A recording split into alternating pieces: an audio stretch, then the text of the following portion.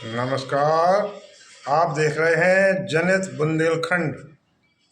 महाकुंभ 2025 के मौनी अमावस्या के दिन संगम नगरी में मची भगदड़ ने प्रशासन को उलझन में डाल दिया था। अब इस भगदड़ के बाद एक और रहस्यमयी घटना ने हड़कंप मचा दिया है।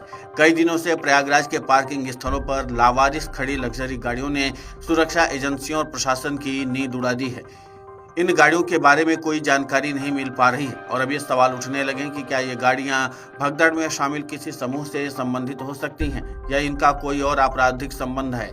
मौनी अमावस्या के दिन जबरदस्त भीड़ के कारण पार्किंग स्थलों पर गाड़ियों का रिकॉर्ड ठीक से नहीं रखा जा सका। परिणाम स्वरूप अब कई पार्किंग स्थलों पर ऐसी गाड़ियां खड़ी पाई जा रही हैं जिन्हें कई दिनों से कोई लेने ही नहीं आया।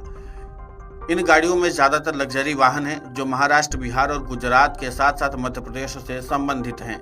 यमुनानगर के तेंदुआ one parking, COD parking, Ganganagar चक्र पार्किंग और दबाव पार्किंग में कई लावारिस गाड़ियां खड़ी मिली हैं जिनके बारे में पार्किंग संचालकों को कोई जानकारी नहीं है। यहाँ तक कि पुलिस भी इन गाड़ियों के बारे में कुछ जानकारी नहीं हासिल कर पा रही है।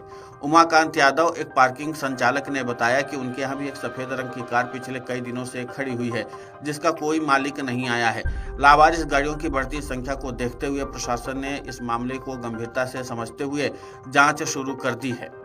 गाड़ियों के मालिकों का पता लगाने के लिए सुरक्षा एजेंसियां भी सक्रिय हो गई हैं। इन लावारिस गाड़ियों को लेकर क्षेत्रीय लोगों में कई तरह की आशंकाएं और सवाल उठ रहे हैं। ये गाड़ियां किसकी हैं और इन्हें यहाँ कौन छोड़ गया? क्या ये वाहन भगदड़ में शामिल किसी समूह से संबंधित थे? क्या ये गाड़ियां अपराध से जुड़ी हो सकती हैं? प्रशासन इन सभी पहलुओं से जांच कर रहा है ताकि किसी भी अनहोनी या साजिश की आशंका को सुलझाया जा सके और माहौल को शांत किया जा सके। मौनी अमावस्या के अमृत स्नान के दौरान महाकुंभ मेले के संगम नोज पर मची भगदड़ में साजिश की थ्योरी सामने आने के बाद यूपी एटीएस, एसटीएफ और केंद्रीय जांच एजेंसी जांच में जुट गई हैं। जांच एजेंसियां सीसीटीवी कैमरे को खंगाल रही हैं। साथ ही साथ मेले में रेहड़ी और खुमचे लगाने वालों से भी पूछताछ की जा रही है।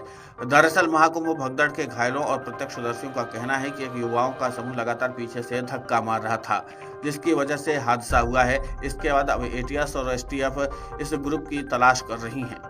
एक महिला प्रत्यक्षदर्शी के मुताबिक युवाओं के एक ग्रुप द्वारा धक्का मारा जाता जिसकी वजह से लोग गिर पड़े और भीड़ उन्हें रौंदते हुए आगे बढ़ गई। इस भगदड़ में 30 लोगों की मौत हो गई जबकि 37 लोग घायल हुए थे। इसी तरह झूसी के इलाके में भी भगदड़ हुई थी। अब साजिश की आशंका को देखते हुए सुरक्षा एजेंसियों ने अपनी जांच तेज कर दी है। सीसीटीवी के माध्यम से उन युवाओं को चिन्हित करने की कोशिश लगातार की जा रही है।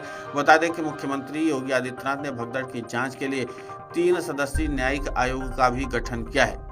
डीजीपी प्रशांत कुमार ने भगदड़ के पीछे साजिश की थ्योरी सामने आने पर कहा कि हर पहलू की सघनता से जांच की जा रही है।